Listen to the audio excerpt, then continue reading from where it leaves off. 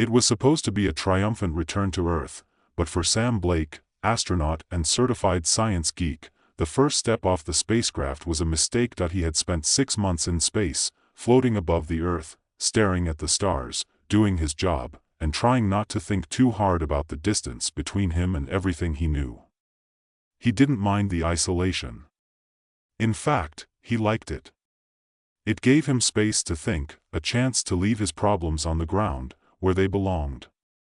But now, as his boots touched the tarmac, a sense of dread swirled in his stomach. "Welcome back, Sam," a voice crackled over a loudspeaker, and for a second, Sam thought maybe the welcoming committee would be a little more enthusiastic. Something more than the usual sterile, quiet greeting. The kind that made him feel like just another cog in a very large machine. Still, he had to admit, it was nice to be home. As the hatch to the spacecraft opened with a hydraulic hiss, Sam squinted against the bright sunlight and stepped out. He looked down at the ground, expecting to feel the familiar solid weight of the Earth beneath his feet. Instead, the world bucked and swayed beneath him, like a horse thrown off balance. Whoa, what the hell? He grabbed the edge of the door for stability, his knees wobbling as though gravity itself had lost its grip on him, but it wasn't just his legs. He felt weightless, like he was floating. Slowly, he let go of the door and looked around. The world had gone slightly topsy-turvy. His feet were still on the ground, but every other object around him was shifting in bizarre directions. The nearby launch platform seemed to tilt to one side, the lights hanging from the ceiling bobbing like balloons in a breeze, and then the buildings. Oh, the buildings! From where Sam stood, a sleek office complex a few hundred yards away started to sway like a tree in the wind. Then, as if nudged by some invisible hand, it buckled. First, it leaned like a drunk man at a bar, then crumbled with a series of loud groans and cracking noises. It collapsed into a heap of dust and debris in the middle of the parking lot. A sense of surreal disbelief filled Sam's chest. He reached down, touched the ground again, and pushed off, only to rise several feet into the air. He hovered like a balloon caught in an updraft. "Okay, this is bad," he muttered, starting to float higher. A nearby news crew, who had no doubt gathered to capture his big return, were now scrambling in every direction, some of them flying off the ground with no way of controlling their ascent. There was a cameraman tumbling head over heels in slow motion, his camera spinning like a top. Sam's first instinct was to help, but he wasn't sure how. He waved his arms awkwardly, hoping to ground himself. But nothing happened. It was as if gravity had simply checked out for the day. "Great," Sam said to himself, facepalming. "Great way to start my day. Just one step on Earth and the place loses its mind." In the distance, another building started to lean and topple, a skyscraper that seemed determined to join its fallen brother. As it came down, the sound of destruction reverberated through the air like a thunderclap. Sam's gaze was fixed on the wreckage, but the sight was impossible to process. Was this all happening because of him? The last thing he remembered before leaving space was an uneventful flight back, nothing unusual. He couldn't have caused this. Could he? A crackling noise from his wrist communicator broke through the chaos. It was a call from NASA. The voice on the other end sounded harried. "Sam, we need to talk," the voice said. "Did you, by any chance, break gravity when you came back?" He stared at the small device in disbelief, trying to wrap his head around the question. "Excuse me? Break gravity? Yeah, we're getting reports from the whole world that gravity's been acting weird. Are you, doing some kind of gravity experiment up there that we don't know about?" Sam opened his mouth to answer but was cut off as his feet started to lift off the ground again. This time, he didn't even have to try. He was floating upward, gently but steadily, like a balloon that had been released into the wind. He felt his stomach flip in response. "Look, I'm not doing anything. I'm just standing here. You've got to believe me." "Okay, Sam," the voice said. "Just stay calm. We're getting a team together." There's something really weird going on, and you might be the key to fixing it. Just stay where you are for now. But Sam wasn't sure where he could go. He had lost all control over his own body, and the world around him had turned into a surreal and dangerous circus. He floated higher, the ground below him growing smaller, and the once stable sky now looked like a featureless expanse. He clung to his wrist communicator and tried not to lose his balance, but everything was falling apart. Or was he? It wasn't until several hours later, after Sam had floated far enough to get out of range of the nearby media frenzy, that he began to regain some control over his situation. He found himself on the outskirts of a city, where the chaos had not yet fully reached. As he floated down, barely touching the earth, he realized something, that it wasn't just the buildings. It wasn't just the people. The entire planet was off. Gravity had gone haywire. That he tested it again. With a deep breath, he took a few steps, and with an almost comical amount of concentration, he managed to stay on the ground. He was heavier now, feeling like his old self, but every movement felt slightly out of sync. Sam started to realize what had happened. He wasn't just walking back to Earth, he had somehow walked into a situation he didn't know how to fix.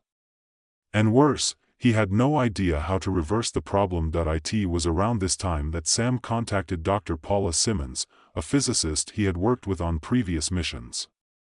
She was a whiz with complex theories of space-time, and Sam had a hunch she might have the answers he was looking for. The phone rang twice before she picked up. "Sam?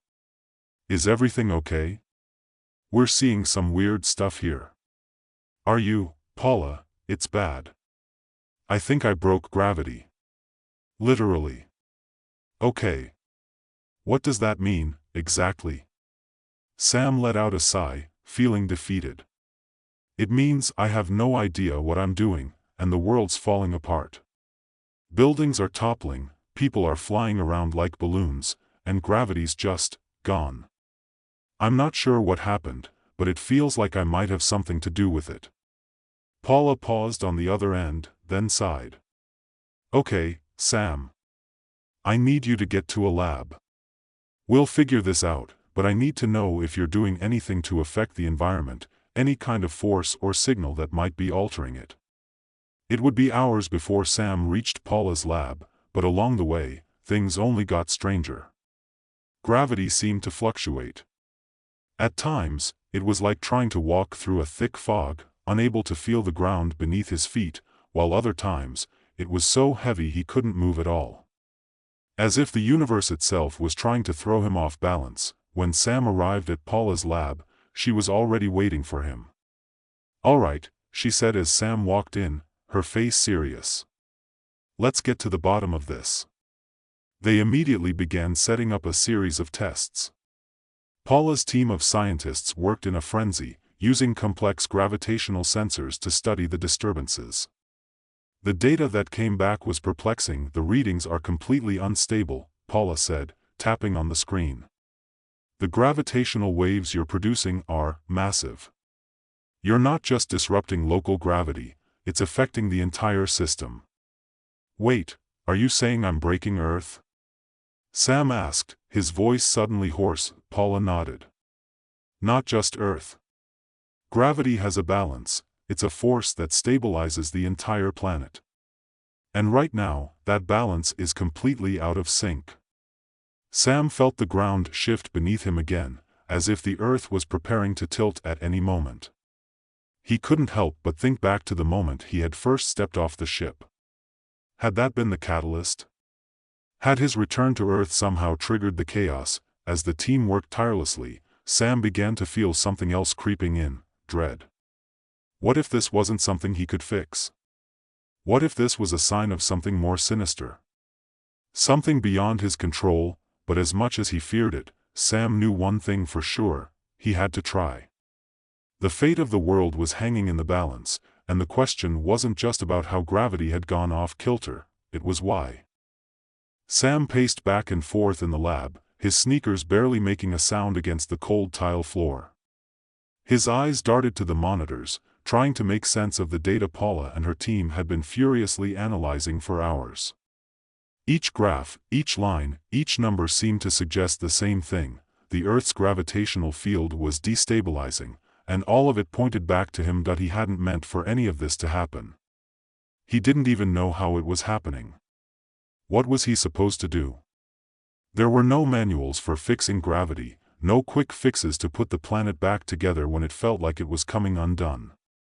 The thought of being the cause of all this, his arrival, his presence, his mere return, made him feel like an unwitting villain. The feeling of weightlessness still lingered in his chest, as though his very essence was out of sync with the world around him. "Sam," Paula said, her voice cutting through the chaos in his mind. She was standing by the bank of computers, her brow furrowed as she tapped furiously at the keyboard. "I think we have something. It's not just gravity, it's everything. Time, space, matter. You're affecting the very fabric of reality itself." Sam stopped pacing and turned toward her. "What does that mean? I'm not some kind of god. I can't control time. Or space. Or whatever else you're talking about." Paula glanced over at him, her face pale but determined. "You don't need to control it, Sam. It's like you're caught in a distortion.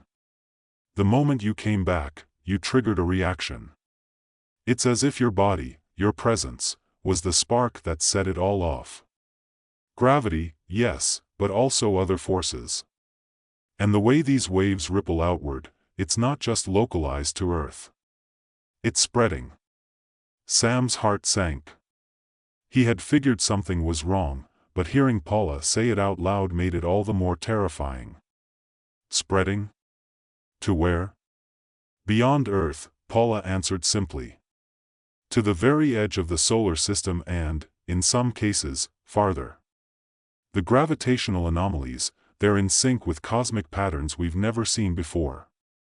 It's like someone or something is pushing buttons, Sam. And you're the one who triggered it. The words hung in the air between them, thick with the weight of implications that neither of them were ready to face. Sam didn't want to believe it. He couldn't. He had always known there were mysteries in the universe, but this? This was beyond his comprehension. It felt like a bad dream he couldn't wake up from.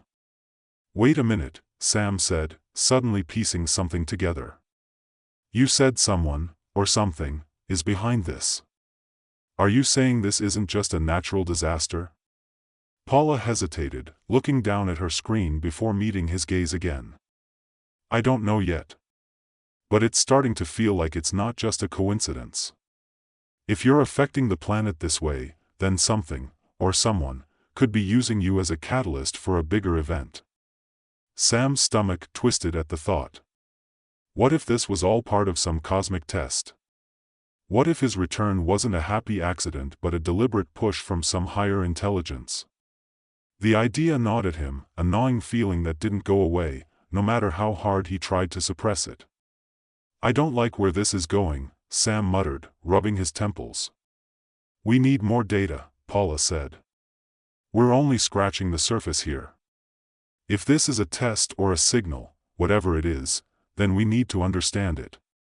We need to figure out what it's asking of us before," she stopped, her voice growing quieter, "before we lose control completely." Sam felt a pang of fear. What did it mean to lose control completely?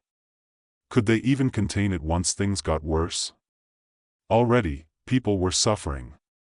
The gravitational disturbances were growing more intense, and the media had been reporting bizarre incidents from all over the world, entire buildings crumbling, people being thrown into the air and not coming down, cars veering off the road as if the very ground itself had betrayed them. The chaos was spreading, and he had no idea how to stop it. "I've got to go," Sam said suddenly, pulling his jacket tighter around his shoulders. "I can't just sit here. This isn't some scientific puzzle for you to solve. It's real. People are getting hurt out there." Paula tried to stop him, but Sam was already walking toward the door. "Sam, wait. We don't even understand what we're dealing with yet." He turned back to face her, his mind already racing. I'm not waiting around for some answer that might not come. I need to see it for myself. Before Paula could respond, Sam was out the door. The world outside the lab was unrecognizable. The streets that were once bustling with life were now ghostly quiet, save for the occasional scream or shout that echoed through the air. Sam had seen the footage on the news, but being here, in the midst of it, was different. There was an oppressive weight in the air, a sense of wrongness that clung to everything. Buildings leaned at impossible angles, their once solid foundations now cracked and crumbling. Cars were abandoned in the middle of the streets, half-tilted and looking as though they had been tossed aside by some giant hand. Sam's first instinct was to run toward the nearest rescue center, to find help. But even as he moved, he could feel the ground shifting beneath him. His steps were uncertain, like walking on a raft in the middle of a storm. He stumbled, his feet slipping beneath him as the very earth seemed to roll like a giant wave. He grabbed a street lamp for balance, his hand curling around it for support as his feet hovered above the ground. "This is insane," he muttered to himself, trying to steady his breath. A sudden crash behind him made him whip around. A building, just a few blocks away, had fallen, the debris scattering in every direction, creating a cloud of dust and rubble. People screamed, their voices rising in panic as they scrambled to find shelter. Sam's heart raced. He couldn't just stand here. He had to do something. He pushed through the crowd, trying to get closer to the epicenter of the destruction. His mind raced with thoughts of the worst-case scenarios. Was he responsible for this? Was it his fault that gravity had come undone? The weight of his own presence felt too heavy, as if the entire world was pressing down on him. He reached a small group of people huddled together near a collapsed building. A young woman looked up at him, her eyes wide with fear. "Please," she gasped, "we need help. We can't get out. The ground, it won't stop moving." Sam nodded, looking down at her with a kind of helplessness he hadn't felt in years. "I'm trying," he said, his voice thick with emotion. "I'm trying, but I'm not sure what I can do."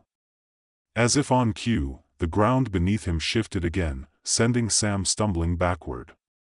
He held out his hands to steady himself, but nothing felt stable. The world was an ever-changing landscape of distortion and chaos. In the distance, a loud crack echoed through the air, and Sam watched as a building toppled, its shadow casting over the street. He turned back to the woman, his heart sinking. "Get to safety," he urged her. "Get to higher ground. Now." Before she could respond, another jolt of gravity sent them both reeling, and Sam felt his feet leave the ground once again. He grabbed her hand instinctively, holding on as the world seemed to spin faster around them. It was happening faster now, quicker than before. The entire planet was shifting beneath their feet, and Sam had no idea how to stop it. He could feel it in his bones, a cosmic pressure pushing down on him, making it impossible to breathe. Was this the test? Was this the challenge that someone, something, had set for them? The woman's grip tightened, her fear palpable. Sam's heart hammered in his chest, the weight of the situation finally hitting him. If this was a test, if this was some kind of cosmic reckoning, then they were failing. Earth was failing. And the only way to stop it, if it could even be stopped, was for him to understand what was causing it. To control it. But how? "Sam, we need to figure this out." Paula's voice suddenly broke through his thoughts, crackling through his communicator. "You have to stop running. We don't have much time left." Sam clenched his jaw. He couldn't stop now. The Earth needed him. The world was depending on him, whether he liked it or not. The gravity had grown worse, the Earth moving in unpredictable ways. And Sam had just begun to realize how deeply he was entangled in its unraveling, but the question still remained: how could he fix something that wasn't just broken? How could he make it right when it felt as though reality itself was slipping from his grasp, and more importantly, who, if anyone, was testing him? Sam's breath came in quick bursts as the world around him spun and tilted. The woman's hand was warm in his, but it was growing more difficult to focus. The gravitational shifts were worsening, and every time he thought he'd found his footing, the ground tilted again, pulling him into the air or slamming him down with crushing force that he barely heard Paula's voice crackling through his communicator. "Sam, listen to me, we can still fix this, but you have to stay with me. We need you to stabilize yourself first." Sam's head was spinning. He tried to steady himself, but the world refused to cooperate. A sudden weightlessness lifted him off the ground, and he flailed, arms pinwheeling. The woman screamed, her feet leaving the ground as well, and they both flew toward the side of the street. Propelled by the unrelenting force of gravity's chaos, they crashed into a car, the metal buckling beneath their combined weight, but Sam barely noticed the pain. His mind was focused on the big picture. The earth was coming apart at the seams, and he had no idea how to stop it. "Paula," he gasped, trying to speak into his wrist communicator, but the words came out jumbled. I can't fix it. What am I supposed to do? It's all falling apart. It's too big." "Sam, focus," Paula's voice was calm but firm. "We're getting readings from space. The anomaly, it's not just you, Sam. It's connected to something much bigger. This isn't a mistake, it's a test." He let the words sink in for a moment. "A test?" "Yes," Paula confirmed. "The fluctuations, the shifts, they're following patterns. They're not random. Sam, you're the trigger, but this test, it's been set up by a higher intelligence. Something out there is watching. Something powerful." Sam's pulse quickened. He could barely comprehend the idea of an entity so powerful that it could bend the very fabric of reality, but the evidence was mounting. How else could he explain the way his return had sent Earth spiraling into chaos? He had always known there was something out there, something vast and unfathomable. But to think it was now testing humanity? It didn't make sense. "You're saying I'm part of this test?" Sam asked, his voice shaky. "Yes, and if we don't pass, it's not just gravity we'll lose," Paula said urgently. "The entire ecosystem, time itself, everything's at risk. The anomaly is pulling from other dimensions, Sam.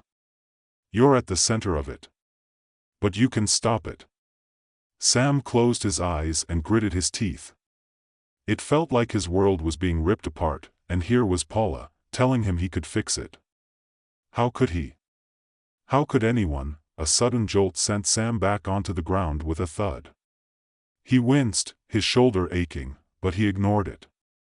The woman, he couldn't remember her name, was still clinging to his hand, but now they were both sitting in the rubble, unable to move. His mind was swirling with too many questions that he turned back to the communicator, desperate to make sense of it all. How do I stop this? How do I make it stop? Paula's voice came through louder now, more insistent. You have to stabilize the field, Sam. Your arrival, it disrupted the natural flow of gravitational waves. But you can create a counterbalance, a way to neutralize the force. You need to let go. You're fighting it, but the key is acceptance. Acceptance? Sam's voice was a rasp. What does that even mean? You have to trust yourself. Trust the process. You're not alone in this. The force that triggered this, whatever it is, it's a test of humanity, not just of you. But you're the first to feel it. Your presence is the key, Sam. Sam squeezed his eyes shut, trying to block out the noise of crumbling buildings and the chaos unfolding around him. Acceptance. He didn't understand, but it was the only thing Paula was asking him to do. She wasn't asking him to fight back. She was asking him to trust in something bigger than himself, something that he couldn't even see. That he took a deep breath, feeling the ground beneath him shake once again. The pull was growing stronger, his own body rebelling against the forces that sought to tear it apart. He stood, legs wobbling, and then, just as he was about to fall again, he stopped. He closed his eyes, his mind focused on the nothingness surrounding him. The chaos, the fear, the impossible odds, he let them all go. He allowed himself to feel the weightlessness. To feel the earth as it shifted beneath him, and then, slowly, he felt the force of gravity shift in his body. It was like a ripple, a tiny current running through him, spreading out into the world. He felt it expand, felt the pull on his chest lessen, and the sensation of floating started to ebb. The world seemed to pause for a moment. The buildings that had been swaying, tilting precariously in the air, stopped. People, who had been suspended in midair, began gently floating back to the ground. Sam took another step, his feet grounded again. The world still felt off kilter, but it was manageable now. The chaos wasn't gone, but he could feel the edges softening, the edges of the gravitational storm settling into something he could control. "Sam, you're doing it," Paula said through the communicator, her voice full of awe. "You've started the counterbalance. But you have to keep it steady. Don't fight it. Just accept it." He didn't answer her. Instead, he took another step forward. The ground was solid beneath him now. He could feel the vibration of the earth, the heartbeat of the planet, as if it had been thrown off rhythm and was trying to find its way back. Sam's chest tightened as he concentrated on the pulse of gravity, on the connection between his own energy and the planet's. He could feel it. He could feel the vastness of the universe stretching out around him. It was all connected, the stars, the planets, the forces that governed them. It wasn't just gravity he had to control. It was the flow of energy itself, the way everything was tied together, a delicate balance that he could barely comprehend. His body felt light again, but this time it wasn't because he was floating. It was because he had finally accepted the forces at play. He wasn't fighting them. He wasn't struggling. He was letting them pass through him, letting them flow and bend as they needed to. It wasn't just about controlling gravity, it was about trusting in the process. Letting go of the fear, the doubt, the need to fix everything himself. He could feel the earth adjusting around him, shifting with his newfound understanding. The chaos wasn't gone, but it was contained. The gravitational waves that had once threatened to tear everything apart were now stabilizing. The tremors in the ground lessened, the buildings stopped falling, and the people who had been caught in the madness were gently brought back to the earth. Sam's breath steadied as the pressure in his chest finally released. He opened his eyes to find the world around him still in motion, but no longer on the edge of collapse. "Sam," Paula said, her voice quieter now, but still filled with urgency. "You did it. You stabilized the field. You've passed the test." Sam felt a wave of relief wash over him. He had done it. He didn't know how, he wasn't even sure what had happened. But he had done it. "Thank God," he muttered, looking around at the calm that had returned, even if only for a moment. He wasn't sure how long this balance would last. He wasn't even sure if he understood everything that had happened. But for the first time in what felt like forever, he was no longer at war with the world around him. As he looked up at the sky, Sam knew that whatever had tested him, whatever had pushed him to the edge, was only just the beginning. He could still feel the hum of something larger, something beyond Earth. He had passed the test, but the universe had no shortage of challenges, no shortage of mysteries. And if he had learned anything today, it was that even when it feels like everything is falling apart, sometimes the only way to fix it is to let go.